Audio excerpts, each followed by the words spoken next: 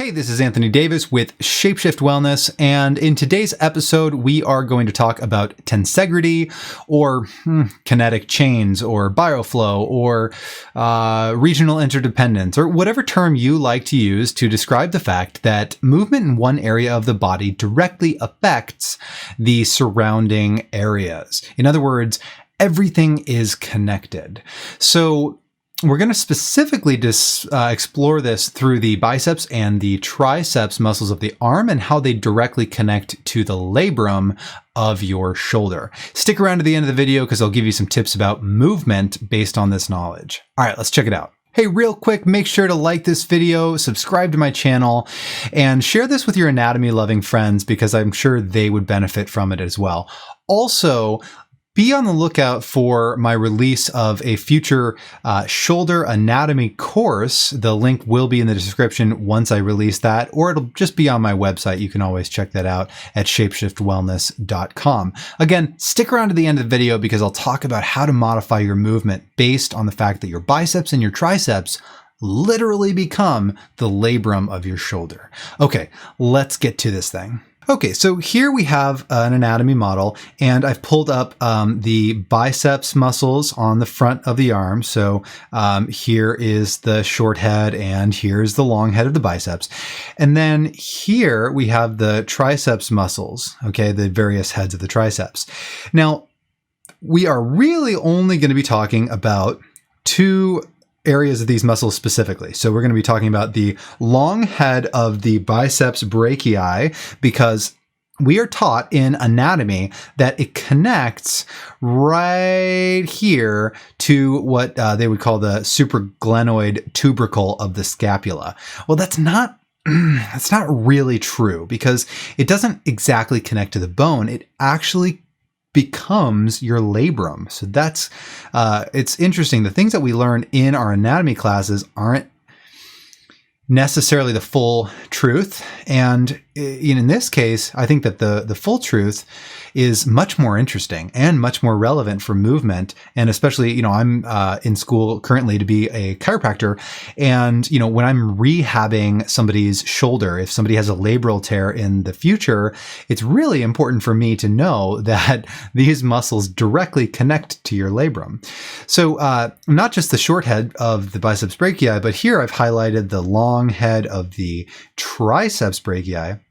It doesn't look like it in this model, which is unfortunate, but it does connect to the labrum as well. So really, here we've got, it's kind of it looks like it connects way over here, whereas the labrum would be right in here. So I don't like this model because it kind of doesn't really show that very well, but the truth is that it does connect to the labrum. So, okay, let's clear the pen here and let's look at the labrum. So if I turn some connective tissue on, I'll turn some here and then I'll hide the synovial membrane. Here we are. So this is the glenoid labrum. If people say, oh, I have a labral tear in my shoulder, this is what is torn. So what the labrum is a fibrocartilage ring. So it's a tough ring of cartilage, connective tissue. And the fibers of cartilage are different than the fibers of a tendon, for example.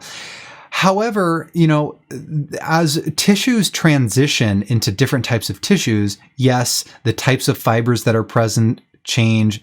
Yes, the extracellular matrix, like all the proteins that are they're not really floating around, but all the proteins that make up this matrix, this web of connective tissue, the types of proteins are a little bit different. But it's kind of a smooth transition. There's not like a hard line, like, okay, here's a muscle, and then here's a tendon, and then this is exactly where your ligament or your labrum or whatever begins. It's a smooth transition. So one thing literally becomes the next thing. Okay, it's all continuous. So you can see very clearly here that, so here is the short head of the biceps brachii. And you can see that as it wraps around the, did I just say short head? I don't know if I did. If I did say short head, I'm sorry. I definitely meant the long head of the biceps brachii. And you can see that the long head of the biceps brachii plugs right in to the labrum. Now, again, and you can see right, I think you can see, wait for it. There we go. Wait, there we go. So I've highlighted the tendon from the long head here, and you can see right above my head here is written that the origin of the long head of the biceps brachii muscle is the supraglenoid tubercle of the scapula. Really? I'm looking right at it, and it literally becomes the labrum. And don't just take my word for it. I'm not just extrapolating based on this pretty picture here, because sometimes really beautiful, well-illustrated anatomy models can be misleading. Somewhere I'll cite below the research that has shown that in cadaver studies, when they dissect human bodies, cadavers, that they find that the long head of the biceps brachii as well as the long head of the triceps brachii literally become the labrum. So let's take one more look at this though, because it's not just the labrum that they become, but here we have some of the ligaments that support the shoulder joint. In anatomy classes, oftentimes we're taught individual ligaments. And there are sort of areas of ligamentous tissue that really stand out, and they do appear to have a unique function. But the truth is, watch this. I'm going to start adding layers of connective tissue, and I want you to see that it all just starts to turn into a capsule around the entire glenohumeral joint. So here we go. Boom. So this is your synovial membrane. This holds the fluids inside of the joint, because a joint is really just a fluid compartment where a ball can kind of rotate around and float in the socket. And then if I add another layer here, you can see, look at that. The joint capsule literally covers all these ligaments. And so even though we start to see, oh yeah, well, there's this one ligament. Nah, not really. In a real cadaver, if you've ever done a cadaver dissection, it is really hard to tell one ligament from the next. It just looks like a blanket, like a fabric around a joint. It only becomes separate when you take a scalpel and you cut it. So this is all one mesh of stuff, of joint capsule ligament stuff. But here's the interesting thing is that the tendon, so here's your biceps brachii. If I take the tendon and let's dissect it. So actually, let's do it this way. And I'm going to cut here. That should, oh, actually I need to do it this way. There, and okay. So this, oh, I don't need to do that. Good, done. So here we go. What a cool application this is. Oh my goodness. So this app called Complete Anatomy, by the way, because I know people ask me this all the time. This app is called Complete Anatomy. So don't ask me that in the comments. Just Google it. So here we go. This is the long head of the biceps. And if I zoom in here, you can see some of that yellow. Well, here, I'll just get a pen. So you can see that the long head of the biceps goes through here and boom. And then it plugs in right here. So what exists right there? Well, the labrum. Oh, sorry. There we go, the labrum. So you can see, hopefully, that the labrum runs around here, and then the head of the humerus is in the way, but it would go around here and then here, right? And if I hadn't cut this, you would see that the labrum would go around there. So why I should cut this in this way is to show you that the tendon is sandwiched in between the joint capsule right here. So here's joint capsule stuff. And then here's some synovial membrane stuff. Okay, so here's synovial membrane stuff. And then in between all of that is the tendon. Here's the tendon is in between all that. And so not only does the long head of the bicep become the labrum, but also it becomes the joint capsule itself. So tension on the biceps muscle, meaning you're exercising, you're using your biceps, you're picking an object up, you're doing a biceps curl. And by the way, the same thing is true for the triceps. It also becomes the joint capsule and the labrum. So doing push-ups or pushing an activity or doing some other kind of triceps activity, whatever it is, dips, you name it, is going to put tension directly on the labrum and the joint capsule. So let's get rid of all this. Let's go back. Let's get a fresh thing here, and let's look at the biceps muscle. So here we are, we're doing biceps curls, and I want you to think about this, that while you're holding a weight and your biceps muscles are contracting, where are they anchoring? Well, at least the long head of the biceps is anchored on your labrum. So if it's pulling on your labrum, then if you have a labral tear or some sensitivity in that issue, in that area, then it might cause you pain.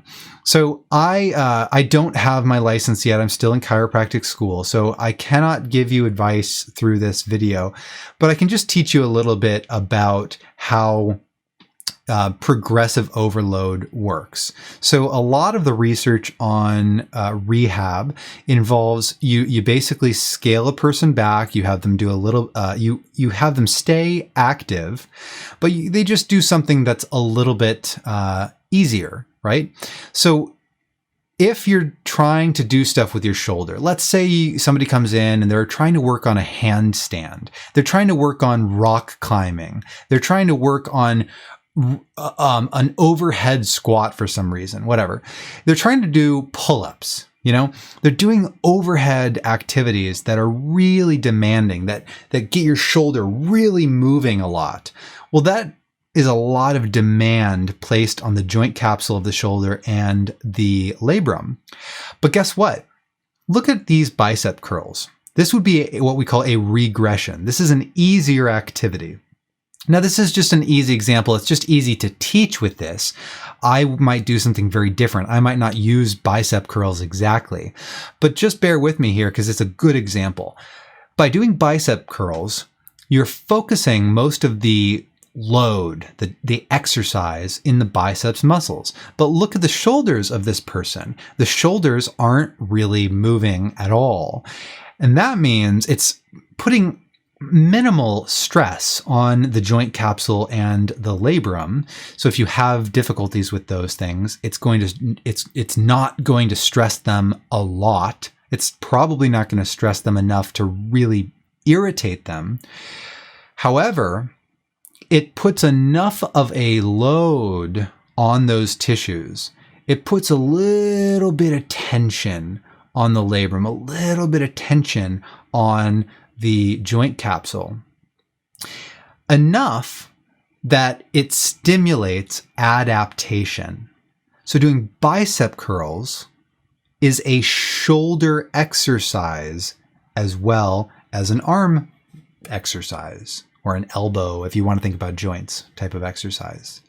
Because the tendons literally become your joint capsule and your labrum, doing bicep curls is a way to train and strengthen your labrum and your joint capsules without requiring really, difficult movements of your shoulder, by doing pull-ups or rock climbing or something or whatever, overhead presses, military presses.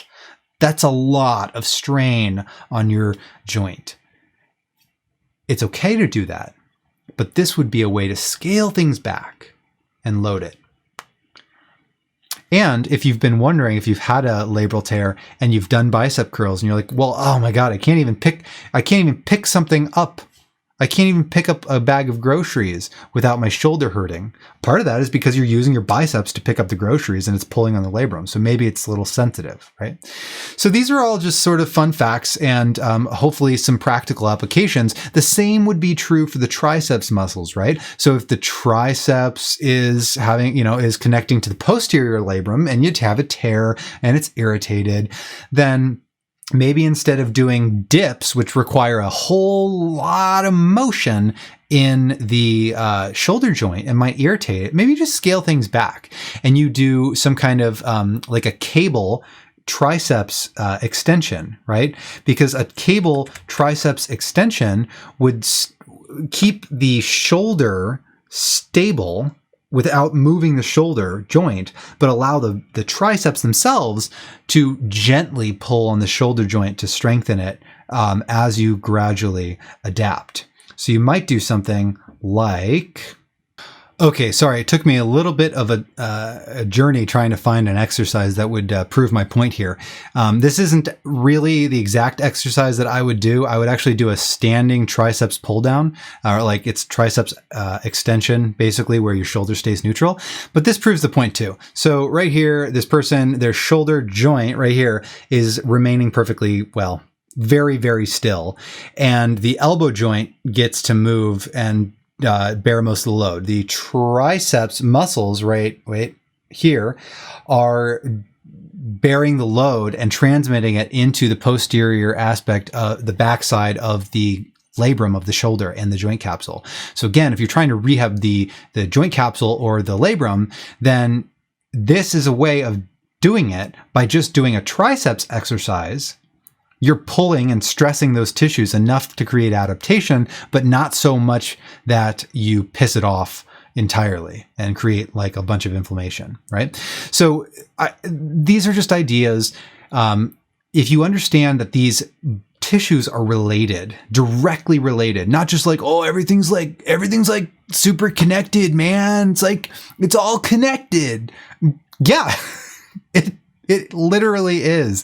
The triceps and the biceps, the long head of each, literally become the labrum and the joint capsule of the shoulder. So any movement of your elbow directly impacts the labrum and the joint capsule. So I hope this gives you ideas how you can make things easier for people who are having shoulder joint issues. You can scale things back by realizing that even something like a chaturanga, well, a chaturanga is actually really hard, but even something like a bicep curl could be potentially irritable for somebody.